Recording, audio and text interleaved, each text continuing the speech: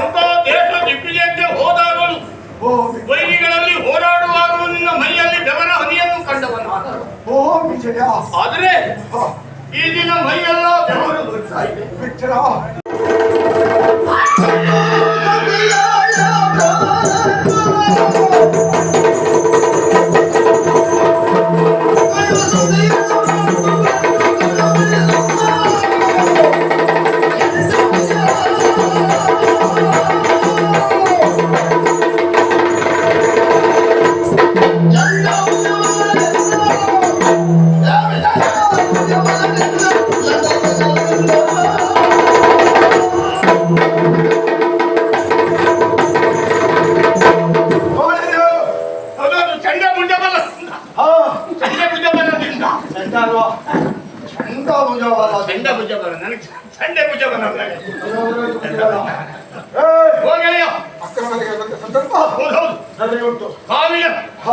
ಬಳ್ಳಿ ಸಿಕ್ಕಿದ ಹಾಗಾಯ್ತು. ಹುಡುಕುವ ಒಳ್ಳೆ ಕಾಲಿಗೆ ಸಿಕ್ಕಿದೆ.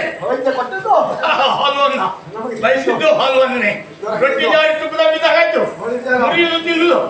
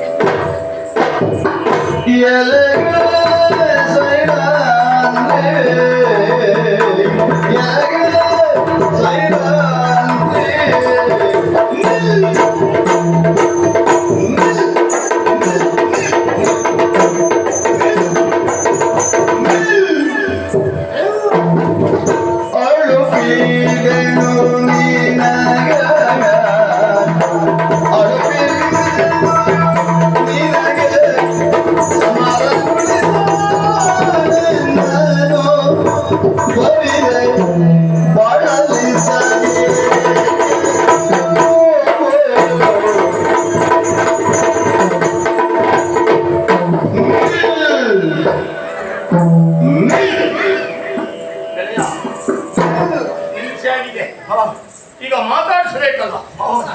ಸರಿ ಮಾತಾಡಿಸೋಣ. ಆದ್ರೂ ಒಂದು ತೊಂದರೆ ಉಂಟು. ಏನ ಮಾತಾಡಿಸುವುದಕ್ಕೆ? ಏನು ತೊಂದರೆಯಾ? ಯಾವಾಗಲೇ ಆಗಿ ನಾಳೆಗೆ ಮಾತನಾಡಿಸುವಾಗ ಬಾಯಾರಿ ಬರ್ತಾ ಉಂಟೇನು?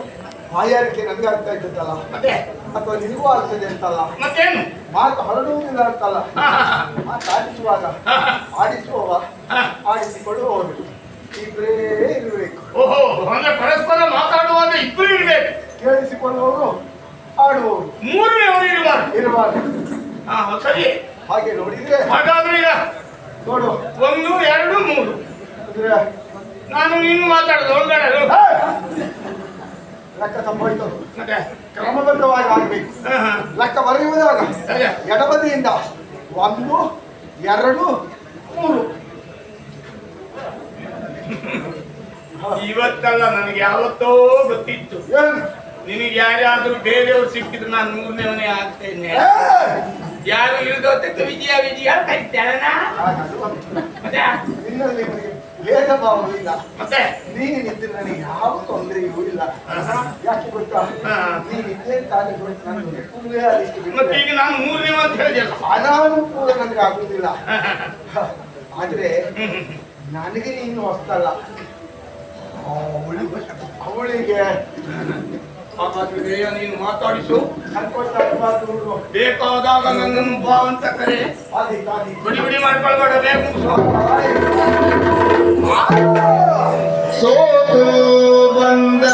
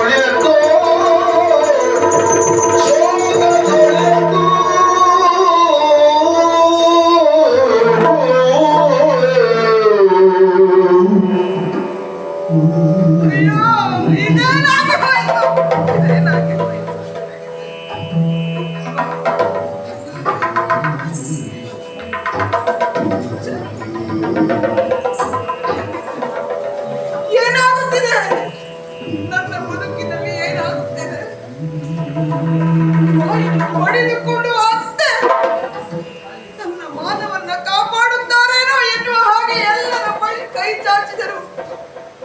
ಯಾರು ನನ್ನಂತ ನೋಡುತ್ತಾ ಇಲ್ಲ. ಕೀಚಕರಿಂದ ತಪ್ಪಿಸಿಕೊಂಡು ಓಡೋಡಿ ಬಂದೆ ಆಸ್ಥಾನಕ್ಕೆ ಬಂದರಾದರೂ ಯಾರಾದರೂ ನನ್ನನ್ನು ಕಾಪಾಡಿಯಾರು ಎನ್ನುವ ಕಾರಣಕ್ಕಾಗಿ. ಆದರೆ ಯಾರೂ ನನ್ನ ಕಾಪಾಡುವ ಮನ ತೋರುತ್ತಾ ಇಲ್ಲ. ಕೀಚಕರ ವಿರುದ್ಧವಾಗಿ ಯಾರೂ ಉಸಿರನ್ನು ಎತ್ತುತ್ತಾ ಇಲ್ಲ. ಹಾಗಾದ್ರೆ ಈ ದ್ರೌಪದಿಗೆ ಉಳಿಗಾಲವಿದೆಯೇ? ಪುಣ್ಯ ಭೂಮಿಯಾದಂತಹ ಈ ನಾಡಿನಲ್ಲಿ ಒಂದು ಹೆಣ್ಣಿನ ಮಾನಕ್ಕಾಗಿ ಇಷ್ಟೊಂದು ಹೋರಾಡಬೇಕೆ? ಇಷ್ಟೊಂದು ಭಯದಲ್ಲಿ ಬದುಕಬೇಕೆ? ಹೆಣ್ಣಿನ ಮಾನ ಪ್ರಾಣಗಳಿಗೆ ರಕ್ಷಣೆ ಇಲ್ಲವೇ? ನೂರಾರು ಹಿರಿಯರಿದ್ದಾರೆ, ನೂರಾರು ಹೆಣ್ಣು ಮಕ್ಕಳಿದ್ದಾರೆ. ಯಾರಿಗೂ ನನ್ನ ನೋವು ಅರ್ಥ ಆಗಲಿಲ್ಲವೇ? ಯಾರು ಕನಿಕರವನ್ನು ಹೊಂದಲಿಲ್ಲವೇ? ನಿಮ್ಮ ಮನೆಯಲ್ಲೂ ಹೆಣ್ಣು ಮಕ್ಕಳಿದ್ದಾರಲ್ಲ, ನಿಮ್ಮ ಮನೆಯ ಹೆಣ್ಣು ಮಕ್ಕಳಿಗೂ ಇದೇ ಪರಿಸ್ಥಿತಿ ಬಂದರೆ ಹೇಗೆ ಮಾಡುತ್ತಾ ಕಟ್ಟಿ ಕುಳಿತಿರುತ್ತಾ ಇದ್ರೆ ಇಂತಹ ದುಷ್ಟ ಮನಸ್ಥಿತಿ ಯಾಕಾಗಿ? ಕೃಷ್ಣ ಹೇಳಲಾರೆ. ಹೇಳಿದಂತಾದರೆ ನಾನು ಯಾರು ಎನ್ನುವುದು ಎಲ್ಲರಿಗೂ ತಿಳಿದು ಹೋಗುತ್ತದಲ್ಲ. ಯಾರನ್ನ ಕರೆಯಲಿ? ಪ್ರತಿಯೊಂದು ಕಷ್ಟದ ಸಂದರ್ಭದಲ್ಲಿಯೂ ಒಂದು ಕೈ ಹಿಡಿದವ ಆ ಭಗವಂತ ಕೃಷ್ಣ. ಇಂದು ಆತನನ್ನ ಕರುಣಿನಿಂದ ಹೋಗಿ ಕರೆಯಲಾರೆ. ಅಂತಹ ದುಸ್ಥಿತಿಯಲ್ಲಿ ನಾನಿದ್ದೇನೆ. ಹಾಗಾದ್ರೆ ಈ ದ್ರೌಪದಿಯ ಮಾನಕ್ಕೆ ರಕ್ಷಣೆಯನ್ನು ಕೊಡುವವರು ಯಾರು? ಯಾರಿದ್ದಾರೆ? ಮಂಗರುಗಿನೋ ಏನು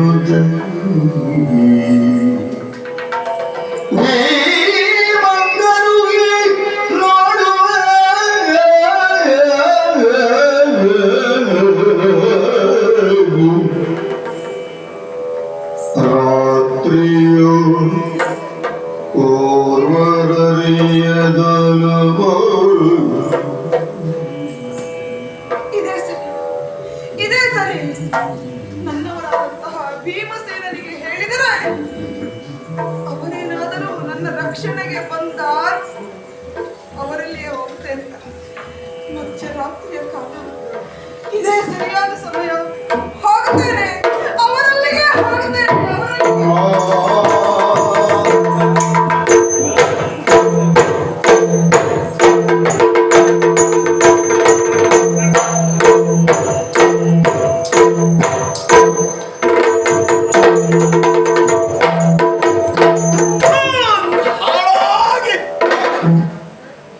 ಧರ್ಮ ಧರ್ಮ ಧರ್ಮ, ಯಾವುದು ಧರ್ಮ? ಯಾರಿಗೆ ಧರ್ಮ? ಎಲ್ಲಿ ಧರ್ಮ? ಯೋಚಿಸಬೇಕಾಬೇಡು. ಇದೆಲ್ಲ ಪಾಂಡವರ ಕರ್ಮ, ಇದು ಕರ್ಮ. ಅಲ್ಲದೆ ಹೋದರೆ ನಾಡಿನಲ್ಲಿ ಹುಟ್ಟಬೇಕಾಗಿರುವಂತ ನಾವು ಜನ್ಮ ತಳೆದದ್ದೇ ಕಾಡಿನಲ್ಲಿ, ಅದು ನಮ್ಮ ಕರ್ಮ. ನಾಡಿಗೆ ಬಂದ ಮೇಲೆ ಹೆಜ್ಜೆ ಹೆಜ್ಜೆಗೂ ದಾಯಾದಿಗಳು ಕೊಡುತ್ತಿರುವಂತಹ ಉಪಟಳವನ್ನು ಸಹಿಸಿಕೊಂಡು ಬದುಕಿದ್ದೇವಲ್ಲ, ಅದು ನಮ್ಮ ಕರ್ಮ. ಆಮೇಲೆ ಪ್ರಾರಂಭ ಆಯಿತು ಧರ್ಮ ಧರ್ಮ ಧರ್ಮ ಎಂದು. ತುಂಬಿದ ಸಭೆಯಲ್ಲಿ ನಮ್ಮ ಇವರವರೇ ದ್ರೌಪದಿಯ ಮಾನಹರಣಕ್ಕೆ ಮುಂದಾದರು. ಧರ್ಮ, ನಮ್ಮಣ್ಣ ಹೇಳಿದ ಧರ್ಮ. ಸುಮ್ಮನೆ ಇರಬೇಕಾದದ್ದು ಧರ್ಮ ಎಂದು. ಒಂದ ಎರಡ ಉಣ್ಣುವ ಅನ್ನಕ್ಕೆ ವಿಷವನ್ನು ಹಾಕಿದರು. ಬಡಿಯಲೆಂದು ಎಂದರೆ ಧರ್ಮ ಎಂದ. ವಾಸಿಸುವ ಮನೆಗೆ ಬೆಂಕಿ ಕೊಡುವುದಕ್ಕೆ ಮುಂದಾದರು. ಬಡಿಯೋಣವೇ ಧರ್ಮ. ನನ್ನ ಅಣ್ಣ ತಡೆದದ್ದು. ಇಂದು ತುಂಬಿದ ಈ ಸಭಾ ವಲಯದ ತನಕ ಅಟ್ಟಿಸಿಕೊಂಡು ಬಂದ ಧುರಾತ್ಮ ಕೀಚಕ ಎಡಗಾಲಿಂದ ನನ್ನ ಲಲನೆಯನ್ನು ತೊಳೆಯುವಾಗ ಉಳಿದವರೆಲ್ಲರೂ ಕಣ್ಣು ಮಿಟುಕಿಸಿ ನೋಡುತ್ತಾ ಇದ್ದರು, ಎವೆ ಇಕ್ಕದೆ ನೋಡ್ತಾ ಇದ್ದರು.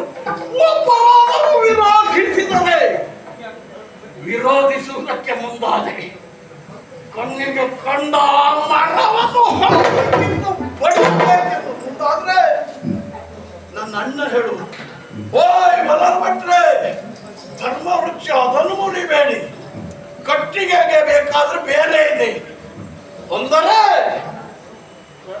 ಅಜ್ಞಾತ ಜ್ಞಾತ ಆಗಿ ಹೋಗುತ್ತದೆ. ಧರ್ಮವನ್ನು ಮೀರಬೇಡ ಸೂಚಿಸಿದ್ದು ನಮ್ಮಣ್ಣ ಕಂಕಟ.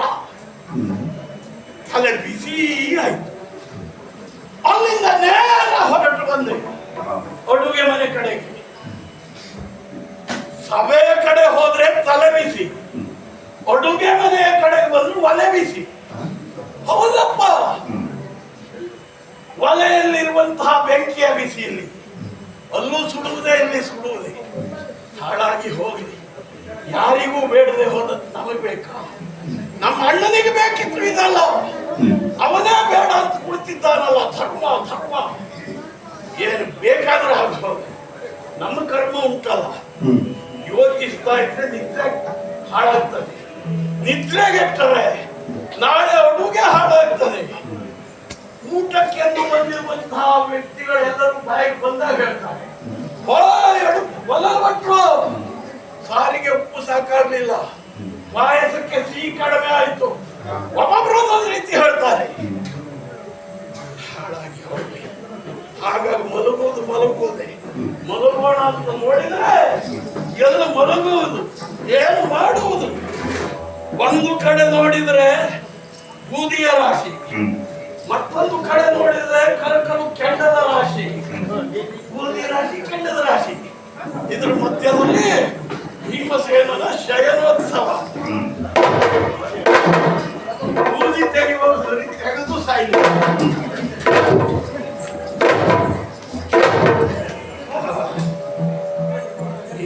ನೋಡಬೇಕು ಏನೋ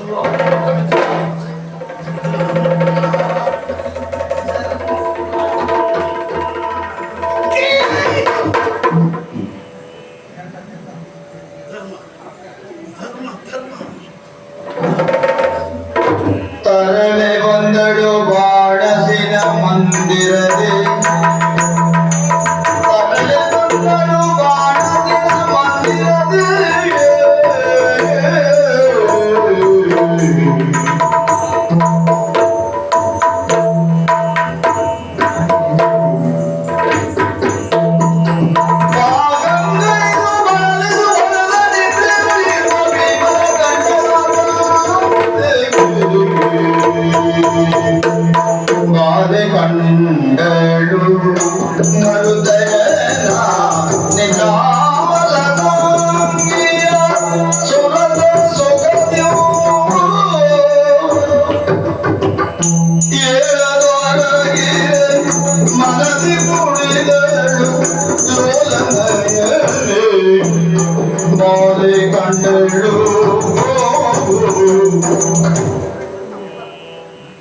ನನ್ನ ಪರಿಸ್ಥಿತಿಯೇ ಘೋರ ಎಂದುಕೊಂಡು ಇಲ್ಲಿವರೆಗೆ ಓಡೋಡಿ ಬಂದರೆ ನನ್ನವರ ಪರಿಸ್ಥಿತಿ ನೋಡಿದರೆ ಶತ್ರುವಿಗೂ ಬೇಡ ಅಂತಹ ಘೋರವಾದ ಸ್ಥಿತಿಯಲ್ಲಿ ಮಲಗಿದ್ದಾರೆ ಇವರು.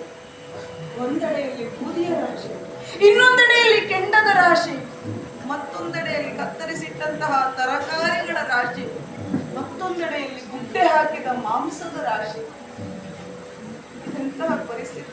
ಇದೆಂತಹ ಪರಿಸ್ಥಿತಿ ನನ್ನವರದ್ದು. ಆದರೂ ಇದರಲ್ಲಿ ಹಾಯಾಗಿ ನಿದ್ರಿಸಿದ್ದಾರೆ, ಗಾಢವಾಗಿ ಮಲಗಿದ್ದಾರೆ ಅಂತ ಅಂದ್ರೆ ದಿನವಿಡೀ ಅದೆಷ್ಟು ದಣಿದಿದ್ದಾರೋ ನನ್ನವರು. ಹೋಗಿ ಎಬ್ಬಿಸದೆ ಬೇಡ, ಎಬ್ಬಿಸಬಾರದು.